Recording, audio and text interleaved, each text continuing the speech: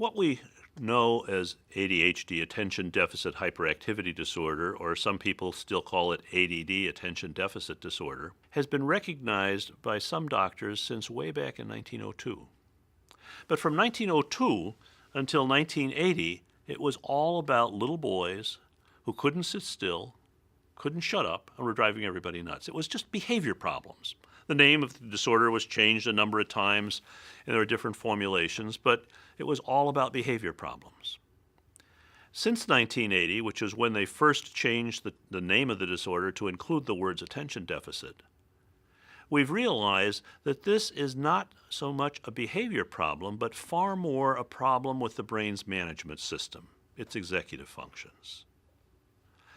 And we've also learned that there are many people who have ADHD who've never had any significant behavior problems, and that even for those who have, that's usually the least of it. It's the attention problems that tend to make more trouble for people, particularly as they get a little bit older and more is expected of them for being able to manage themselves. One thing that's important to be clear about from the very beginning is that ADHD has nothing to do with how smart a person is. There's some people who have this who are like super smart. Others high average, middle average, low average, slow. I treat people for this who are like university professors and doctors and lawyers and big shots in business. A lot of people who are regular folks. Some people have trouble doing the basics. You can be anything along the IQ spectrum and still have ADHD. It has nothing to do with how smart you are.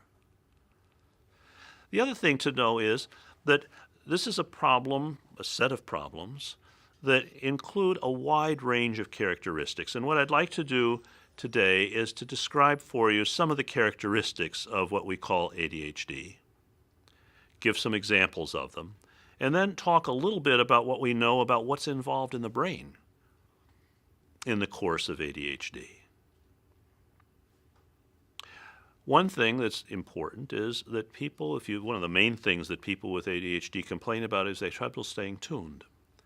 That when they're listening or reading or working on something, they get part of it, but then it sort of drifts off, and then they're back, and then they drift off, and it drifts off again, and then they're back. They have difficulty staying tuned. It's similar in a way to the problem you have with a cell phone, where you're in an area where you don't have good reception, you can get part of it, and then the message keeps fading in and out. The other thing is that they often have a problem with being distracted. Like anybody else, they see and hear things that are going on around them. They have thoughts going through their head.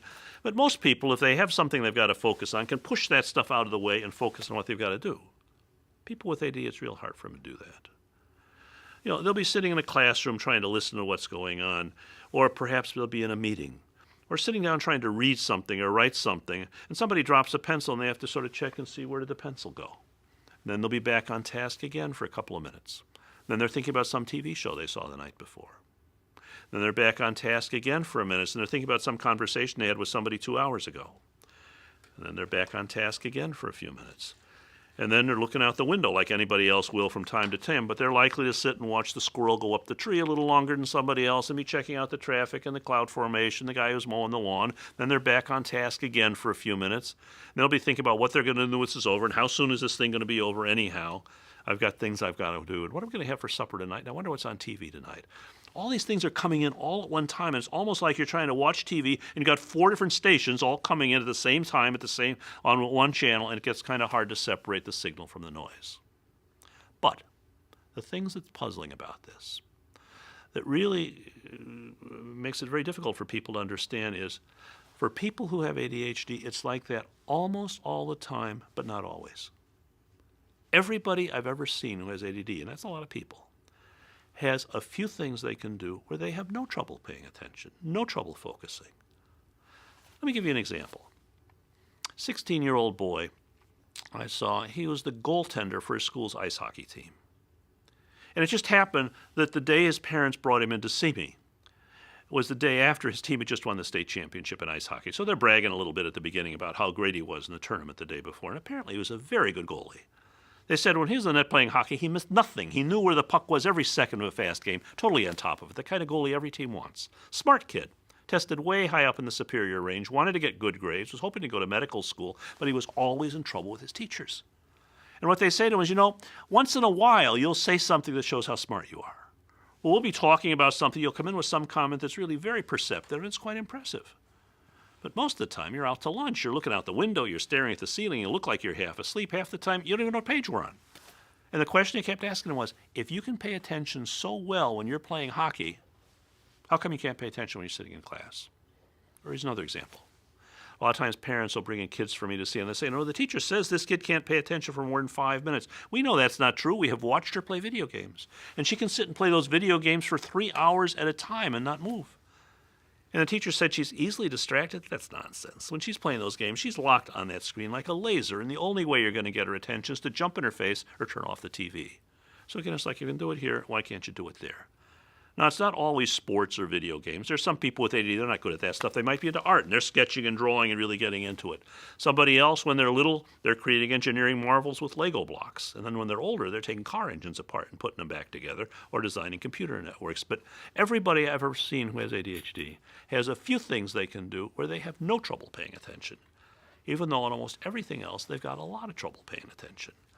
And if you ask them about it, say, what's with this? How come you can do it here and you can't do it here, here, and here? Usually what they'll say is, it's easy. If it's something I'm interested in, I can pay attention. If not, I can't.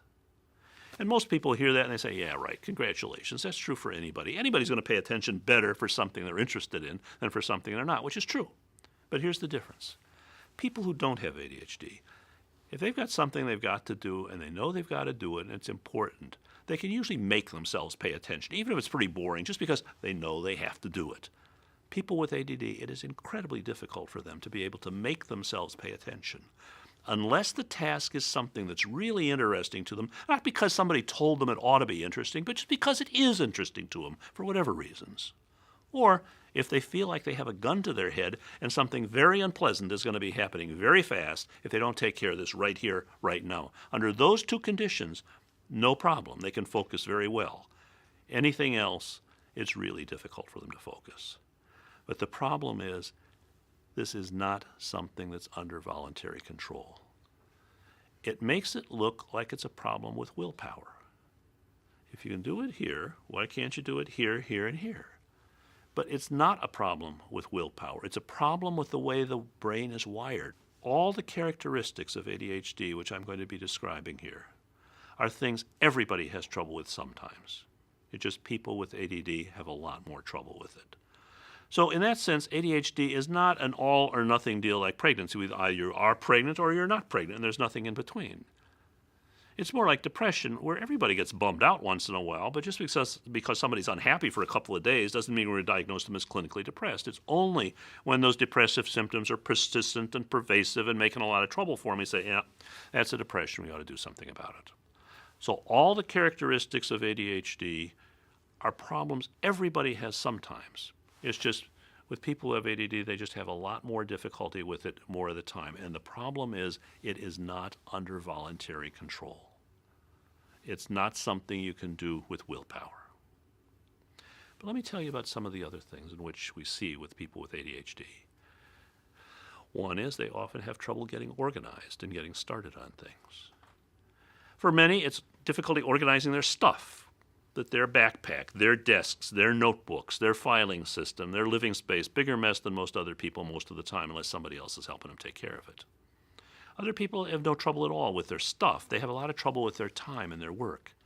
And what they'll tell you is, if I have a bunch of stuff to do at one time, it's really hard for me to look at and say, okay, that should be first, that should be second, that should be third.